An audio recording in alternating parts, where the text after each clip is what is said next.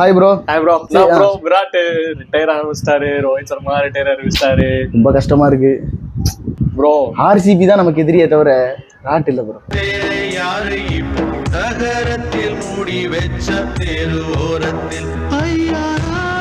வர பால விடுன்னு சொன்னதுக்கு ஒரே அடியா தலைவர் டெஸ்டியே விட்டாரு ப்ரோ. கஷ்டமா போச்சு ப்ரோ.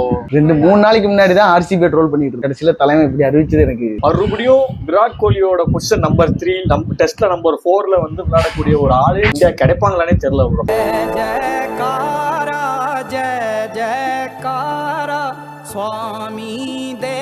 விராட் கோலி மாதிரி ஒரு லாங்கிட்டிவிட்டியா பீரியட்ல வந்து விளையாடக்கூடிய ஒரு ஆள் இந்தியாவுக்கு மறுபடியும் கிடைப்பாங்கன்னா சுத்தமா எனக்கு இப்ப யாராலையுமே எனக்கு தெரிஞ்சு விராட் கோலியோட இடத்த நேர முடியாது ப்ரோ. வாய்ப்பே இல்ல. சுப்மன் கில்லுக்கு சொல்லுங்க, சுப்மன் கில்லுக்குலாம் விராட் கோலி லெவலுக்கு ஃபாரின் கண்ட்ரீஸ்ல விளையாடுற திறமை கிடையாது ப்ரோ. அவங்க அகமதாபாத் கிரவுண்ட் தவிர இந்தியாவிலே வேற எந்த கிரவுண்ட்லயும் விளையாடாம இருந்தாப்ல ரொம்ப நாளா. கரெக்டா எது இல்ல தலைவனோட அந்த ஒரு இன்னிங்ஸ் அந்த ஆஸ்திரேலியா கூட ஒரு செஞ்சுரி அடிச்சுட்டு பேட்டை தூக்கி நான் பேச மாட்டேன்டா, பேட்டு தான் பேசும். பேட்டு பேசும். அந்த சீன்ல யாரால முடியும் ப்ரோ? விராட் கோலிக்கு இருக்கக்கூடிய அந்த ஒரு விராட் கோலி சுத்தி ஒரு ஒரு எனர்ஜி இருக்கும்ல. எல்லாம் கலாய்க்கிறாங்க ஓவர் ஆட்டிடியூட்லாம் இல்ல. தலைவன் அந்த ஆட்டிடியூட் இருக்கணும். இருந்ததுனாலதான் ஆஸ்திரேலியாவில அந்த தலைவன் எவ்வளவு மேட்ச் ஜெயிச்சு கொடுத்தான்.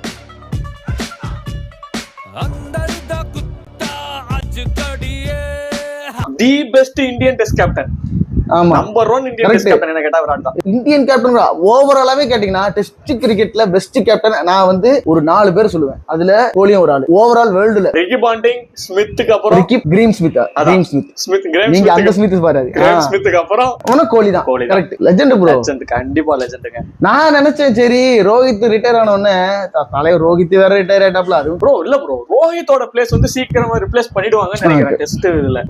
ரோஹித் ஓகே, அதாவது ஆவரேஜ் தான். என்ன பொறுத்த வரைக்கும் ரோஹித் வந்து டெஸ்ட்ல ஆவரேஜ் தான் ப்ரோ. என்னதான் இருந்தாலும் அவங்க இந்தியன் லெஜெண்ட்ஸ். ரோஹித் வந்து ஒயிட் பால் கிரிக்கெட்ல லெஜெண்ட். டெஸ்ட் கிரிக்கெட்ல நீங்க ரஹனாவே ரோஹித்தான் கேட்டீங்கன்னா யார் சொல்லுவீங்க? நான் ரஹானே போய்டுவேன். அவ்வளவுதான். ரஹனா அளவுக்கு கூட ரோஹித்தால முடியல. கேப்டன்சி மட்டும் தான். ஃபாரின் பிட்ச்ல வச்சிருக்கிற ஆவரேஜ் வேற லெவலா இருக்கும். என்ன ப்ரோ, கோலி இல்லாம ரோஹித் இல்லாம வெறும் சின்ன யங்ஸ்டர் கூட்டி போய் என்ன அடி பந்த் அடிச்சானே அந்த மேட்ச்ல மறக்க முடியுமா? टूटा है गाबा का घमंड, जीत गई है मुकाबला भारत और ढूंढने वाले तू सो रही है आज जिस तरह से ऋषभ. ரோஹித் ஓகே டெஸ்ட் கிரிக்கெட்ல நல்ல பிளேயர். கேப்டன்சி வேற லெவல். கேப்டன்சி அது கோலி அளவுக்குலாம் இல்ல. நான் 4 பேர் சொல்றேன். இதுல இருக்கிறது எனக்கு தெரிஞ்சு இன்னும் இந்த 4 பேருமே வந்துட்டு இன்னும் கொஞ்சம் வருஷம் தான். அதுல ஒரு ஆள் இப்ப வெளில வந்துட்டாரு. மிச்சம் 3 பேரும் இன்னும் 1 வருஷம் 2 வருஷம் தான். ஆல்ரெடி இப்பதான் அஸ்வின் வேற ரிட்டையர் ஆனாப்ல. இன்னும் எனக்கு ஒரு சந்தேகம், என்ன இப்ப காம்பீர் எரால லெஜெண்ட் எல்லாம் ரிட்டையர் ஆவறாங்க டெஸ்ட் கிரிக்கெட்ல இருந்து. இதுக்கு என்ன கதை எனக்கு புரியல. அஸ்வின் அவருடைய அபிஷியல் யூடியூப் சேனல் போய் பாருங்க. அவர் போட்டிருக்க கடைசி வீடியோல விராட்டும் ரோஹித்தும் வந்து டக்குன்னு ரிட்டையர் ஆயிட்டாங்க. இதுக்கு மேல இந்தியாவுடைய வந்து டார்ச் பேரரா கம்பீர் தான் இருக்க போறாரு. கம்பீர் எரா பிகின்ஸ். இது எனக்கு ஏதோ சர்க்காஸ்டிக்கா சொன்ன மாதிரி இருக்கு. அதான் ப்ரோ. அடுத்து ஜடேஜா ஏதாவது பண்ணிட்டாங்கன்னா ஜடேஜா எனக்கு தெரிஞ்சு அவ்வளவுதான். இங்கிலாந்து டெஸ்டுக்கு அப்புறமே கூட தலைவன் ரிட்டையர் ஆனாலும் ஆயிரலாம். சரி, நான் ஜடேஜா போயிட்டா யாரு ஸ்பின்னர்? அக்ஷர் பட்டேலா? அக்ஷர் பட்டேல் டெஸ்டுக்கு எல்லாம் வேலைக்கு ஆகாதுமா. நீங்க ஒயிட் பால்ல ஓகே, நீங்க இப்ப வந்து ஜடேஜாக்கு மேல தூக்கி கொண்டாடுறீங்க, நான் ஒத்துக்கிறேன். சரி, ஏதோ ஜடேஜா சரியா இல்ல ஆடுறதுல வயசாயிருச்சு. ஆனா டெஸ்ட்ல எல்லாம் ஜடேஜா இடத்துல அக்ஷர் பட்டேல் இல்ல யாராலையும் முடியாது. இந்தியன் அது ஆல்ரவுண்டர் கேட்டகரியில ஒன்லி அஸ்வின் ஜடேஜா தான். இவங்க 2 பேர் தவிர இந்தியன் லெஜெண்ட் ஆல்ரவுண்டர்ல அனில் கும்ப்ளேக்கு அப்புறம் ஹர்பஜன் சிங் அப்புறம் அஸ்வின் ஜடேஜா. இதுக்கப்புறம் நம்ம யாரும் கண்டுபிடிக்கல. அஸ்வினும் ஜடேஜா எத்தனை மேட்ச் பேட்டிங்ல வின் பண்ணி கொடுத்துருக்காங்க, பவுலிங்ல தனியா கிட்டத்தட்ட வேர்ல்டு கிளாஸ் அவனுங்களாம்.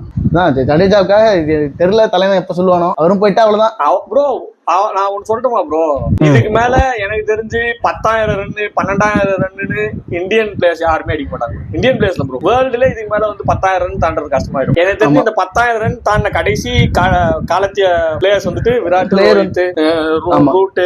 அதுக்கு காரணம் ப்ரோ இப்பெல்லாம் கிரிக்கெட் நிறைய அப்டேட் ஆயிருச்சு. இப்ப என்ன ஒன் டேவே கம்மியாயிருச்சு. ஒன் டே மேட்ச் முன்னாடில ஒன் டே எவ்வளவு மேட்ச் இருக்கும். T20 வந்துருச்சு. எல்லாம் T20 தான். IPL, பிரீமியர் லீக் எல்லா இடத்துலயும் T20 வந்து உண்மையா சொல்லணும்னா டெஸ்ட் கிரிக்கெட்டையும் ஓடிஐயும் T20 வந்து கிட்டத்தட்ட அழிக்க ஆரம்பிச்சிருச்சு. ஆமா ப்ரோ. அது எனக்கு தெரிஞ்சு டெஸ்ட் கிரிக்கெட் இன்னும் உசுரோடு இருக்கிற ஒரே இடம் ஆஸ்திரேலியா, இங்கிலாந்து, ஆசிஸ் தான். இந்தியா அது ஃபர்ஸ்ட்.